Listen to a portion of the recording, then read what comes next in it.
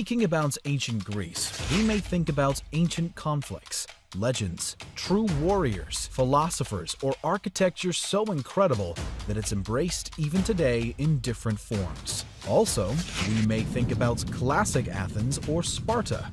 The ancient Greek world was a place where extraordinary civilizations emerged, from the Greek Dark Ages of the 12th to 9th century BC to the end of what we know as antiquity. Don't think about ancient or classic Greece as a single country. No such unified ancient Greek state with Athens or Sparta as its capital ever existed, but a multitude of cities, each with its own rule and form of government. Each one developed in its own way. There were alliances, pacts, or trades between them, but also hostilities. And looking at the bigger picture, there was a lot of rivalry, especially between two of them. Classical Greece was a period of about 2 centuries in Greek culture, 5th and 4th centuries BC to be more exact. This century is essentially studied from the Athenian outlook because Athens has left us more narratives, plays, and other written works than the other ancient Greek states. This classical period saw a lot of conflict that will remain in history forever. The subjugation of some Greek city-states and the biggest threat of the ancient Greek civilization until that time was on the horizon.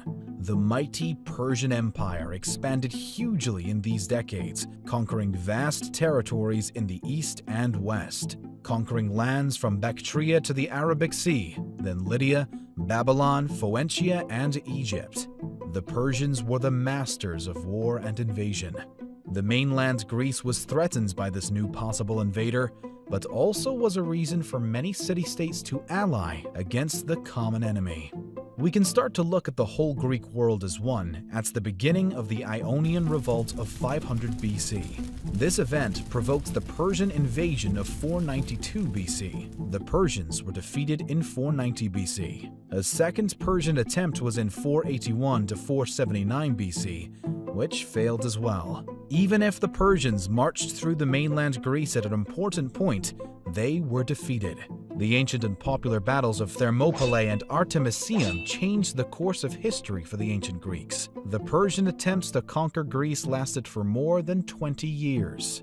Although the Persian invader was more powerful, due to the military innovation, strategy, and courage of the Greeks, the invasion was repealed. Near the pass of Thermopylae, the Spartan king Leonidas led his 300 men, plus a help from other Greeks, and resisted for 3 days against thousands of Persians. The story is not just about one mighty moment of history, but the Spartan way of life was shown in this legendary battle. The Spartans focused their loyalty to the state and military service. At age of 7, Spartan boys started their education and military training, and it is said that they lived in barracks and they trained consistently even in times of peace. The Delian League then formed, under Athenian hegemony and as Athens' instrument. Athenian success brought a direct conflict with Sparta. The Peloponnesian War happened in 431 BC. After a brief peace, the war resumed to Sparta's advantage. Athens was defeated in 404 BC, and Sparta became the biggest force of the Greek world. The end of the Peloponnesian War left Sparta the master of Greece, but the narrow outlook of the Spartan warrior elite did not suit them to this role. In 395 BC, the Spartan rulers removed Lysander from office, and Sparta lost their naval supremacy. Athens, Argos, Thebes, and Corinth, the latter two former Spartan allies, challenged Sparta's dominance in the Corinthian War, which ended inconclusively in 387 BC. The Corinthian War revealed a significant dynamic that was occurring in Greece. While Athens and Sparta fought each other to exhaustion, Thebes was rising to a position of dominance among the various Greek city-states. That same year, Sparta concluded the Treaty of Antalcidas with Persia. The agreement turned over the Greek cities of Ionia and Cyprus, reversing 100 years of Greek victories against Persia. Sparta then tried to further weaken the power of Thebes, which led to a war in Thebes allied with its old enemy, Athens. In 378 BC, the reaction to Spartan control over Thebes was broken by a popular uprising within Thebes. Before going further on than that, we have to understand why Sparta was so good at war. Since its beginning, Sparta was ruled by a diarchy. This meant that Sparta had two kings ruling concurrently throughout its entire history. The two kingships were both hereditary, vested in the Aegeid dynasty and the Eurypontid dynasty. There is a legend that says the hereditary lines of these two dynasties emerged from Eurynthenes and Procles, twin descendants of Hercules. It's said that they have conquered Sparta 2 generations after the Trojan War. Life as a Spartan similar was one of privilege, but not of ease. At birth, a young Spartan male was brought before a board of elders and examined for physical deformities. If he was not up to standard, he was carried to a nearby gorge where he was left to die of exposure. At age 7, a boy who had survived his initial review was taken from his mother to begin his formal education. Disobeying an order or demonstrating any hint of fear during battle were further grounds for expulsion. There were several inferior castes of persons who had fallen, of whose ancestors had fallen, from the ranks of the elite similars. Each was given a derogatory name, such as inferiors or tremblers. After the year of 404 BC, when Athens was defeated, Sparta made and broke alliances as they wished, and this created consequences. Due to having good relations, some Spartans engaged in foolish, greedy, or opportunistic military operations, and this sometimes happened in contravention of treaty obligations and with traditional Greek morals.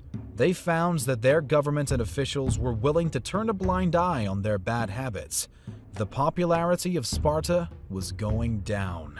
The other Greeks, whether traditional allies or enemies of Sparta, became increasingly unhappy with Spartan hegemony, and in time, a new anti-Spartan alliance was organized. The Spartans tried to maintain their position as rulers of the Greek world, with authority being expressed with their military might.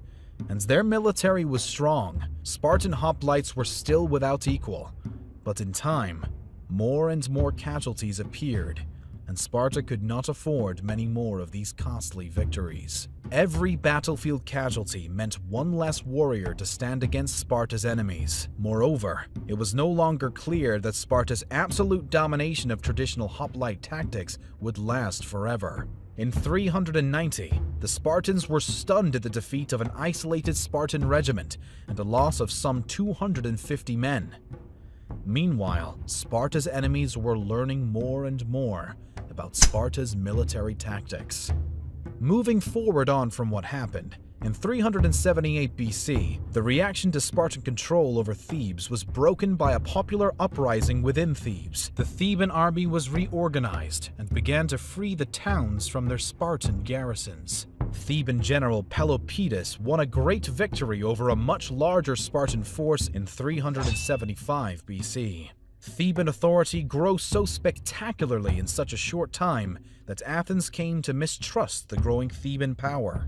Athens began to consolidate its position again through the formation of a second Athenian League. In 371, the Theban army, led by Epaminondas, inflicted a bloody defeat on Spartan forces at the Battle of Leuctra. Sparta lost a large part of its army and 400 of its 2,000 citizen troops. Epaminondas' victory ended a long history of Spartan military prestige and dominance over Greece, and the period of Spartan hegemony was over.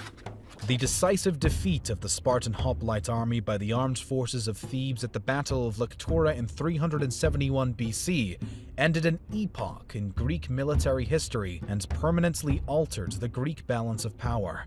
One by one, the old certainties of the Golden Age of the 5th century had been challenged and overthrown, but the image of Spartan military invincibility had, until this moment, remained a secure bastion.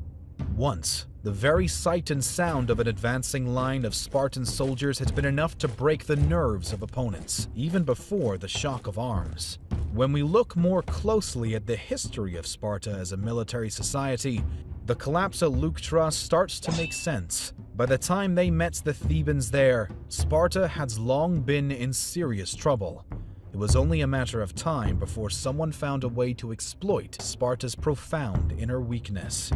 The story of Sparta's decline and fall is an objective lesson in the intimate relationship between social organization and military power. Sparta proved to be a devious, self-deluded, and hopelessly confused society at the very moment of its most notable success. The epitome of the Greek hoplite republic, Sparta was, in the end, unable to field enough hoplite warriors to stave off military disaster.